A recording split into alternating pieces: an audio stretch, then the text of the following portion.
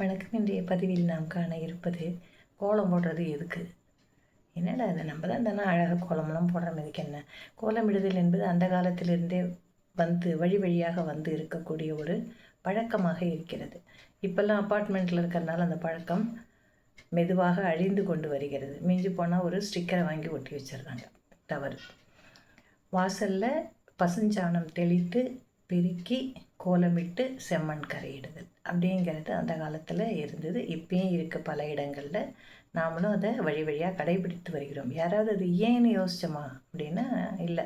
எல்லோரும் என்ன சொல்லுவோம், காலையில் வாசல் தெளிச்சிட்டோம்னாக்கா மகாலட்சுமி வருவாள். நாம் எத்தனை காலையில் செய்கிறோம்? 7 மணிக்கு எழுந்திரிச்சு செய்கிறோம். 6 மணிலேருந்து 7 மணிக்கு தான் எழுந்திரிக்கிறோம். அந்த காலத்தில் எப்போ எழுந்தாங்க? 4லேருந்து 5, 5:30 மணிக்குள்ளே அவர்கள் அந்த வேலையை முடிச்சிருவாங்க. அப்புறம் நிலை வாசலில் விளக்கு வைப்பாங்க, உள்ளே வந்து விளக்கு வைப்பாங்க. இப்போ அதெல்லாம் நடைமுறையில் கிடையாது. எதனால் அப்படின்னாக்கா, நம்மெல்லாம் என்ன சொல்கிறோம், காலையில் மகாலட்சுமி வந்து பார்க்கும், வாசல் நல்லா இருந்ததுனாக்கா நமக்கு நம்ம வீட்டுக்கு வரும், செல்வ வளம் பெருகும். இதுதான் நமக்கு தெரியும். ஆனால் அதையும் தாண்டி ஒரு விஷயம் இருக்கிறது. என்ன அப்படின்னாக்கா, சூரிய உதயத்துக்கு முன்னால் நம்ம கோலமிடணும்.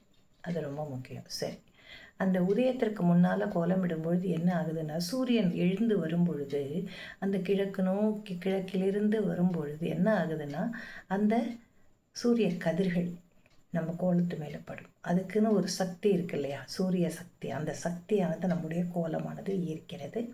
அதே போல் பூமிக்குன்னு ஒரு சக்தி இருக்கு இல்லையா, அந்த சக்தியும் இந்த கோலத்தில் இணைகிறது. ஆக இந்த மிகச்சிறந்த ஆற்றல்கள் இரண்டும் இணையறதுனால நல்ல சக்திகள் அனைத்துமே ஈர்க்கப்பட்டு நமக்கு கிடைக்கின்றன. சக்தி கிடைக்கிறது. வீட்டுக்கு ஒரு நல்ல சக்தி கிடைக்கும். அதுதான் தாத்பரியம். இது எதை சார்ந்தது அப்படின்னாக்கா, தெய்வீக சிலைகளுக்கு கீழே வந்து யந்திரம் வைப்பாங்க.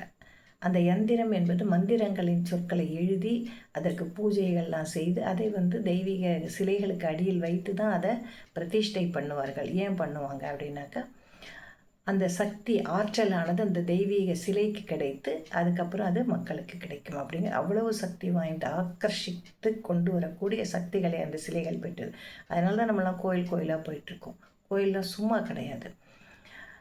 அந்த தெய்வீக ஆற்றலை நாம் பெற வேண்டும்னா நம்ம வீட்டுக்கும் அது கிடைக்கணுங்கிறதுக்காக தான் அதை நம்ம வாசலில் போடுறோம். இதுதான் தாத்பரியம். என்ன அழகாக இதை எழுதியிருக்காங்க, சொல்லியிருக்காங்க.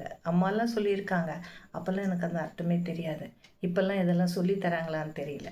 சமீபத்தில் நம்ம பார்க்குற மாதிரி யூடியூப்போ ஏதோ ஒன்றை பார்த்துட்டு இருக்கும்போது ஒருத்தர் சொன்னார், கோலம் வந்து சும்மா கிடையாது, அதுக்கு சில ஆற்றல் இருக்குது. அடடா, நம்ம அம்மா சொன்னதை இவர் அழகாக சொல்கிறாரே, இதை நம்ம மக்களுக்கு தெரியப்படுத்துவோம். ஏன்னா நம்மளாம் என்ன பண்ணுவோன்னா, யார் சொன்னாலும் கேட்காதவங்களாச்சே.